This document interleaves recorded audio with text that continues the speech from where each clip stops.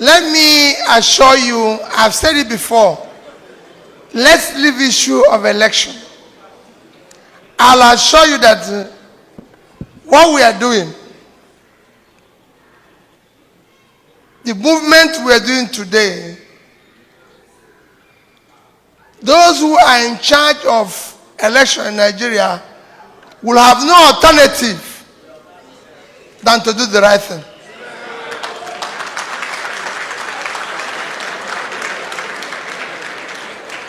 When I ran for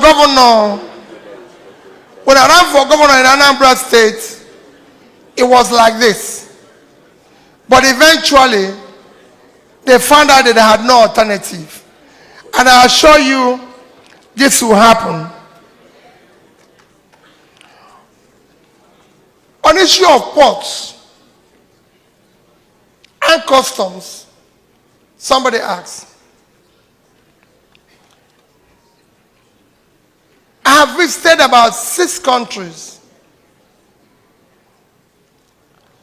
Today, Nigerian Ports Authority, which is supposed to be one of our great revenue generating agencies, is not doing or contributing up to 50% of what is expected from them. And also, issues we talk about customs. Customs live in the same society as political leaders live. As long as the political leaders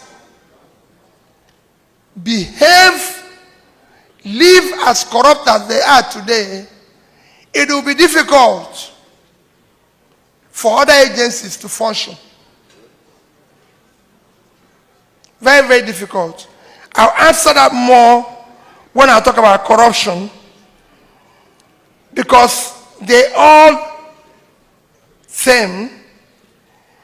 Somebody talk about Nigeria need to pursue now and aggressively is security. Let nobody tell you it is difficult to fight security in Nigeria. Criminals cannot overrun a country. It's not possible. And I'll give you an example of what in South America, all over South America, from Brazil to Mexico to Colombia, I want to give places that are near to you.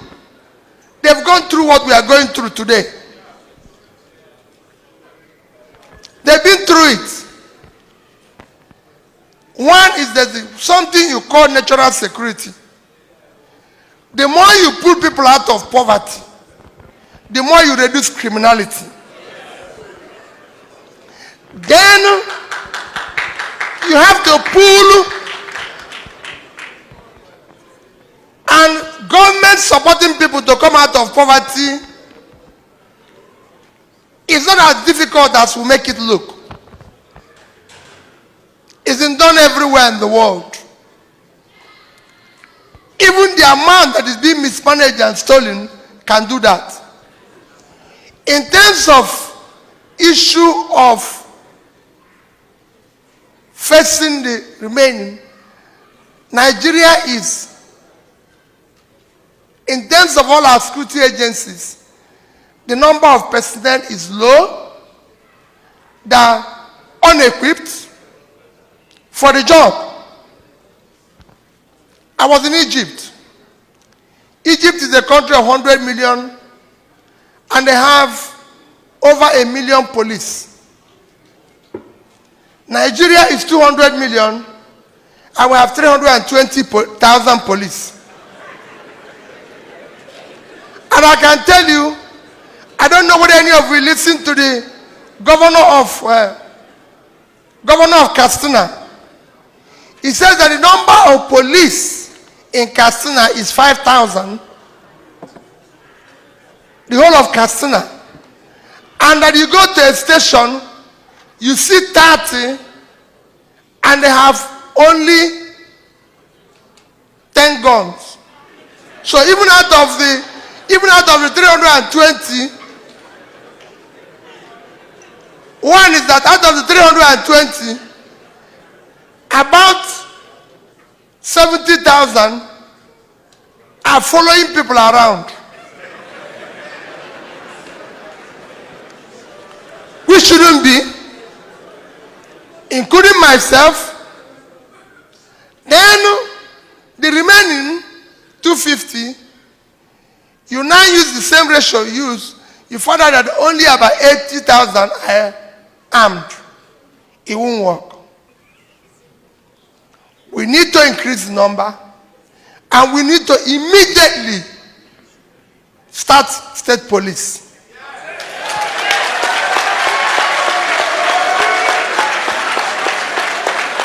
There's no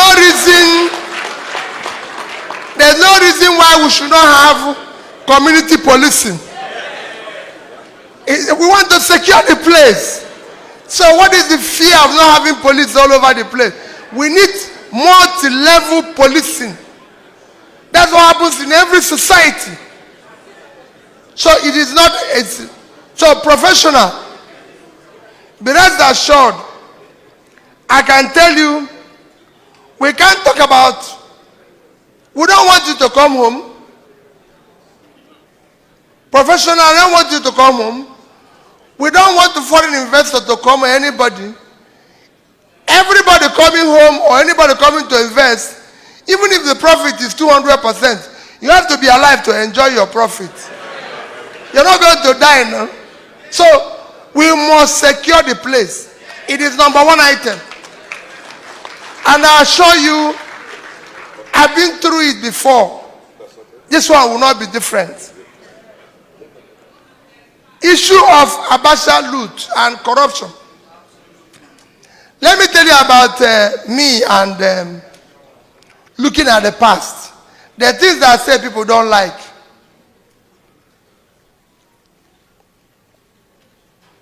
If I'm serving today, if you say Peter Obi is the president tomorrow, don't think I'm going to spend my time looking at the back. Let me finish. Let me finish. I didn't say people at the back, nothing will happen to them. It's not my business. Those who are doing it can do it. But let me tell you, those who think about yesterday and today will miss tomorrow. God gave us eye for the front. Nigeria is too huge with too much talent to deal with the future. I've served as the governor. Anybody who tell you there's corruption, anywhere you see corruption, those in leadership are involved. If you, the leader, is not stealing, your family, your wife and children are not involved, those around you are not involved, you reduce it by 70%. And I've challenged everybody. And I've challenged everybody, and I'm challenging you. Go to Anambra State for the 8 years I was governor and show me what is missing there. Because the way it works is that you add your own. When you put your own, the commissioners or the ministers will put their own. The permanent secretary will put their own. Everybody will continue to put their own. So when it comes back to you to approve, you can't say no because your own is there.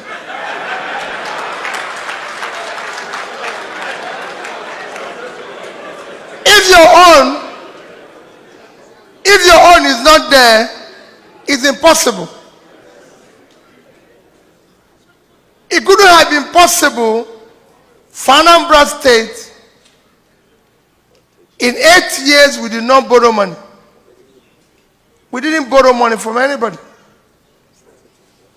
We paid whoever we were owing. And I say it, and all of you, it is in banks in Nigeria. You have contacts in all those banks. It would have been possible for me to leave office, leaving $150-something million, and over 30 billion naira. You know, there are monies nobody said I should keep them. So if you're not stealing, and that goes with what I'm saying about cutting the cost of governance. The cost of governance in Nigeria is totally unacceptable. It is not possible. There's no way. If you wake up tomorrow morning and anybody sees the Prime Minister of Canada in 30-something vehicles on the road, I don't think he will remain the next day. Will he? That is the crisis we face. I don't think anybody has seen the wife in convoy. No, it's important you know this. This is the crisis we face. I face it as a governor, and these are the waste we want to curtail. When I was governor, I faced the fact that the people say, oh, you're the only governor without office of first lady. I'm very close to my wife. Two of us live in the house and everything. But throughout the campaign, just like I'm going now, she never campaigned. Nobody voted for her. And suddenly, she appears from nowhere and being catered for government. These are the confusions we need to remove. You know that.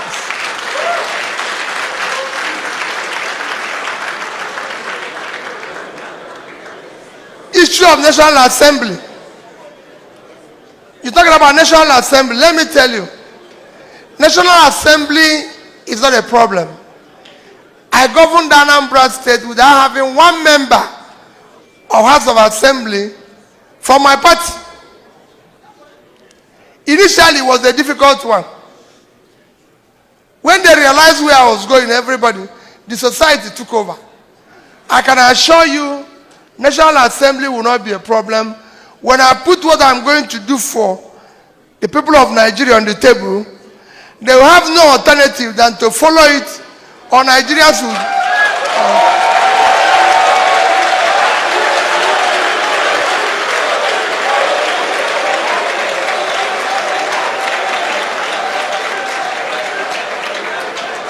Let's deal with the next 5. All right. Thank you, Your Excellency. This question is from Yo-Yo Common Sense Sister. What is your plan, policy for gender equality? Women having access to credit, more opportunities in political offices, and educating the girl child in Nigeria and its impact on the economy. This is from Buki Ojo. What will it take you to do restructuring, tribal segregation, and religion? This is from Igbo Union of Canada. How can you solve the problem of power sector differently from previous government? What? How can you solve the problem of power sector differently? Power. Yes, power sector. Yeah, the power sector differently from previous government. This is from Cynthia Okudili from POSN. With the surge in migration of healthcare professionals, how do you plan to create sustainability and reverse this trend? This is from Benjamin Orokeke, Junit from POSN as well. With the loading rate at this is not clear. Please, your handwriting is not visible. I'll take the last one from here, Your Excellency. This is from Dr. Dave Wabo. How will you solve recurring ASU strike issue when elected as President of Nigeria?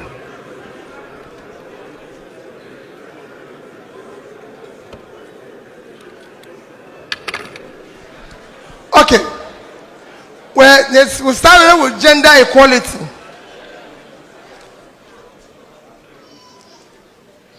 It will surprise you that I will say what I'll do, and I'll give you an example of where it's happened before.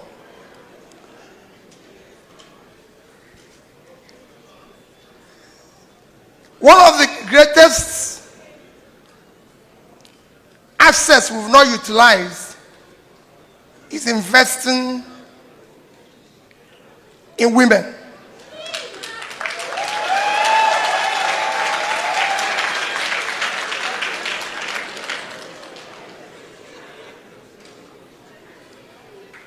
If you invest, men, I'm telling you, this is very serious. If you invest in women, I assure you, you're going to get better return than if you invest in men.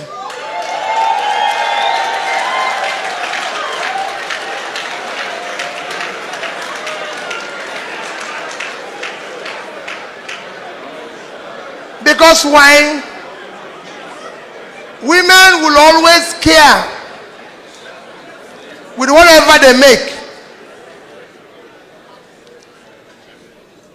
Of course, I don't need to tell you about my own success as governor. I can tell you, before I became governor, I was chairing one of the successful banks in Nigeria. My people I work with are here. Our treasurer was a woman. Our risk officer was a woman. And I'm the chairman. These two persons will always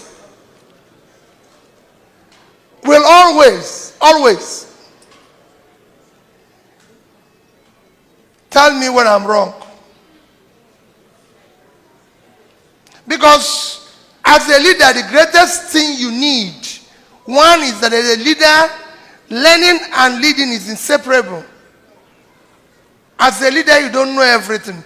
If you see anybody that knows everything, he's an idiot. Don't go near him. So you must listen. As governor, I can tell you it was more visible. Everybody that knows me know that as governor, my chief of staff was a woman. The pansec in my office, woman. Head of service, woman. Commissioner for finance, commissioner for education. In fact, it's just not any of you who have known me closely or watched what I did will tell you that it wouldn't have been possible without people like Mrs. Wandu, Stella Okuna, and this.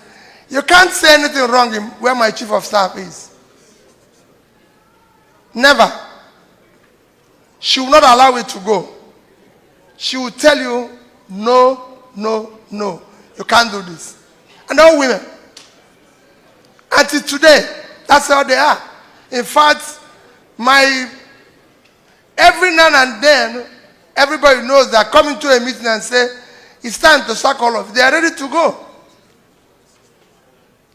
So it is important when we talk about gender equality, we should actually invest in women and give them the responsibility. I think that even the Nigeria have had enough of men. Now we probably need a woman to solve the problem. Single-handedly, Ngozi Wala was begging and crying to all of us as governors. To what we are going today, she saw it coming. She was crying. Go and read her book. Fighting Corruption is Dangerous. She was begging us when we had over 20 billion naira in sovereign wealth fund, in SS crude account. He said, allow me to save this money and I'll be able to build up to 50 billion in that account, and we have reserve of 50 billion, the country will be stabilized. The governors refused. All of us refused. All of us. But I must say, the book is very clear. Page 61, it was very clear. It said, Governor Obi, who supported saving, was not supported by his colleagues.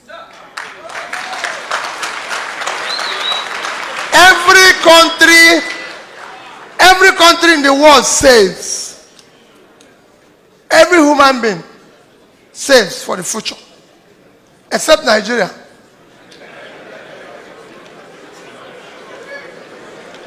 Issue of restructuring. Well, somebody asked about restructuring. I just talked about state police. One of the greatest and the most important thing about restructuring is security. I believe in it. We must lay the foundation that is proper for our enduring federal system of government, and that is restructuring the country to make it more competitive. Federal government have nothing to do with education. It's waste of everybody's time. All these have cut-off points, have this and this. No. You're wasting everybody's time. If these people want to go to school, they go to school. If these people don't want to go to school, it's their business. We must deal with all those issues and make the country more competitive. Power sector. Let me tell you, power sector is one place that I look at and I tell you there's something wrong with Nigeria. Nigeria generates and distributes about 4,000 megawatts of electricity. Biggest country in Africa, and they generate